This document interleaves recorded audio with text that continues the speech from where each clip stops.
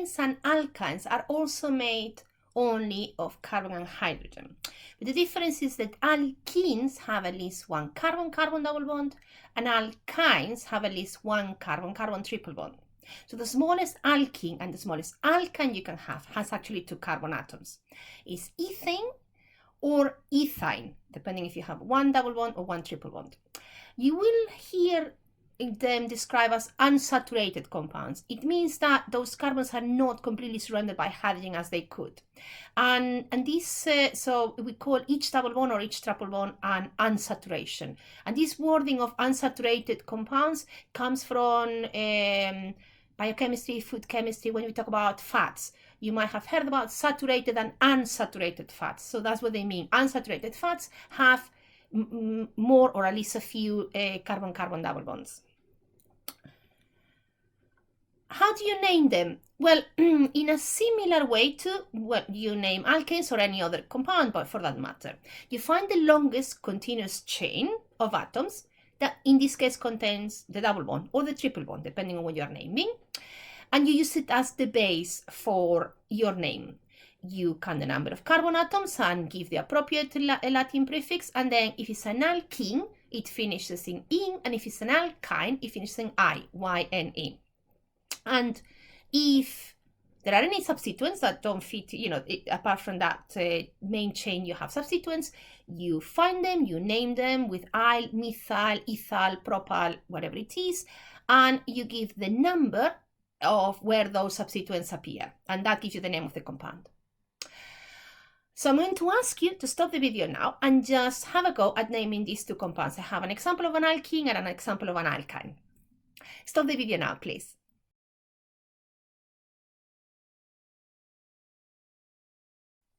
So let's start with the compound with the right, which seems the simplest one because it doesn't have any substituents. It's just a continuous chain of 1, 2, 3, 4, 5, 6, 7.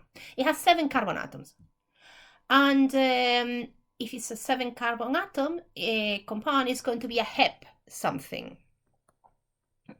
And because it's an alkyne, it has a triple bond, we call it heptane. Okay, so that's the main name, heptane. This is going to be a heptane. And now we need to tell our reader where that triple bond is, because they could be in different places in the molecule. And we just number the chain, either starting from the right or starting from the left. I think it is quite clear that if you start numbering from the right, 1, 2, 3, 4, 5, 6, 7, the triple bond starts in carbon 2. So you write 2-heptane.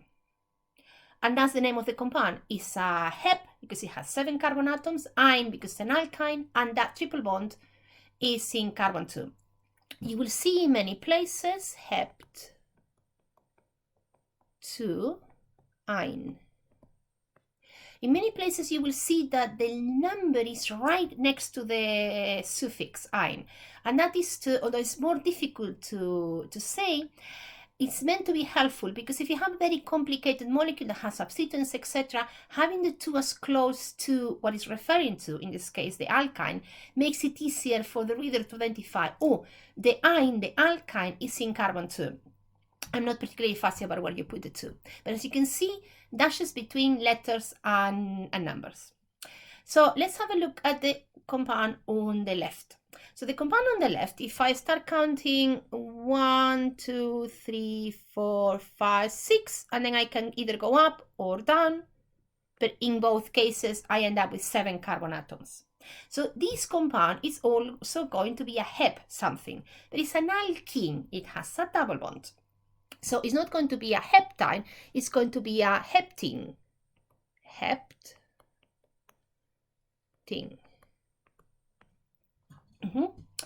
And what else does my heptene has? Well, something that I haven't accounted yet for, which is that methyl group, the CH3 group. So it's a heptene that has a methyl group. And now I have to tell my reader where the methyl group is and where the double bond is. And I need to start numbering either from the left or from the right. And hopefully you see that if I start numbering from the right, the numbers where my substituents appear and my double bond appears is much, much lower. So I look at the heptene, at the double bond, and it starts in carbon 2. So that's why you tell which carbon it starts. So it starts in carbon 2. And you also tell your reader what is the methyl group, and it happens to be also in carbon 2. So it's a very busy carbon. So my heptene has 7 carbon atoms, it's an alkene. The double bond is in carbon 2. And in carbon 2 also happens to have a methyl group. You could also write 2 methyl hept 2 in.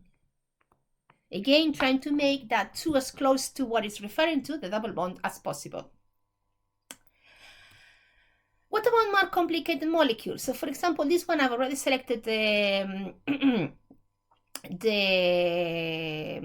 longest chain. What if it has more than one double bond, more than one triple bond? Well, then you use di, tri, tetra, penta, whatever, the Greek prefix to explain, oh, I know this, for example, is a chain that has 8 carbon atoms and a double bond. So it's an octene. But actually, it doesn't have one double bond, it has 2 of them. So it's an octadiene. So that's how you can name when you have more than one double bond or more than one triple bond. I'm going to ask you to stop the video now and have a go at naming that molecule. So you know it's a octadiene, but it has substituents that we need to name, and you have to tell your reader where those 2 double bonds are. Stop the video now, please.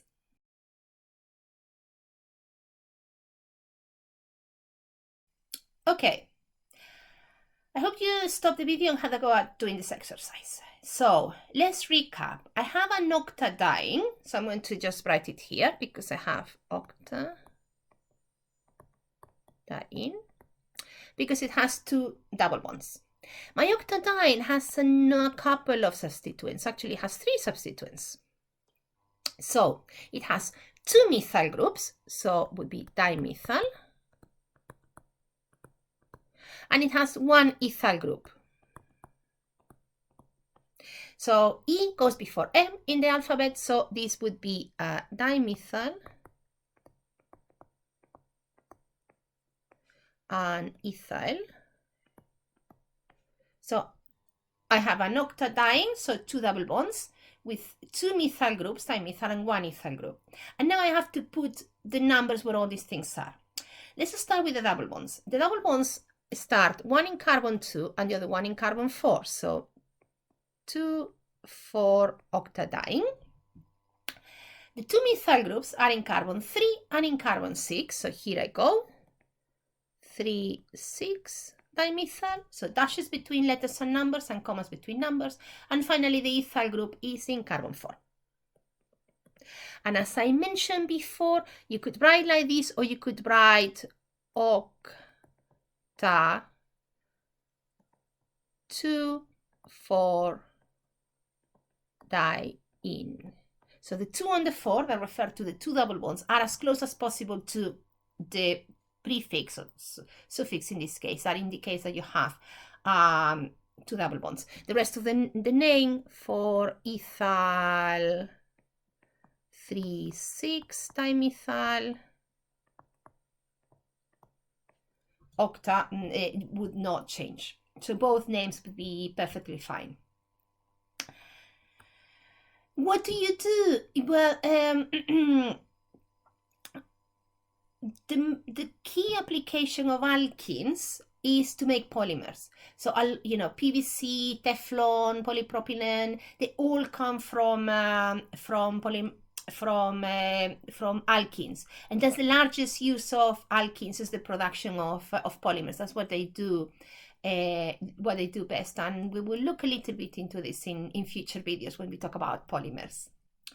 There is one extra type of isomerism that we didn't cover before that is characteristic of alkenes, of double bonds.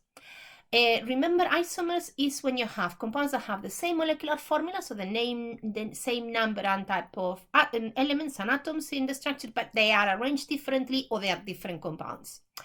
They are called geometric isomers or cis-trans isomers, and they come from the fact that when you have two carbons making a double bond, there's no way that these two carbons can rotate without breaking the double bond.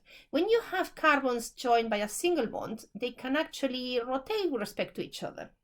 But when they are making a double bond, there is no rotation. To rotate, you need to break the double bond, rotate the molecule as you wish, and reform it again. That means that if you have two substituents that are the same, in this case I've got them by pairs, but you only need two substituents, one on each carbon, that are the same, you could have them either pointing towards the same side or pointing towards opposite sides. And those two compounds will be different, because if you want to make one into the other, you will need to break the double bond, flip one of the carbons around, and make it again. So when the substituents that are the same in both carbons are pointing towards the same side of the molecule, you have the cis isomer. And when you have the substituents that are common between two carbons pointing at different parts of the molecule, you have the trans isomer. And you would have that at the beginning of the name, and you would have it, typically you will see it written in italics. And again, in this case, you happen to have two compounds that have the two bromines and the two hydrogens are identical, but you don't need that. You only need two substituents, one on each carbon, that are the same, because then you will be able to see if they are pointing towards the same side or if they point towards opposite sides of the structure.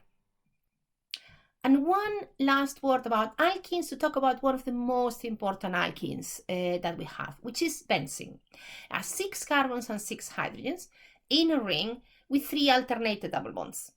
And as I think I mentioned in a previous video, these double bonds are not in fixed points of the structure. They are actually across the 6 carbon atoms. So this we call an equilibrium. We call them resonance structures. It means that they are in between 2 atoms, and there is one double, one single, one double, one single, but they are not fixed in 2 particular atoms. We call that the localized electrons. Localized electrons is when you have electrons in between 2 atoms. So typically a double bond, let's say you have this compound CH2, CH3.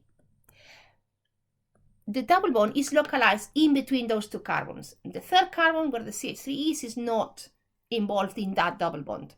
We call those localized electrons. That's not the case of the benzene. Those electrons are circulating across the whole structure, and we call that delocalized electrons. And it's a very stable structure, and is very widely represented, and you will see that benzene, those 6 carbons in a hexane formation with the 3 alternated double bonds all over the place in naturally occurring products. I just keep an eye for it, because it gives great stability to the molecule.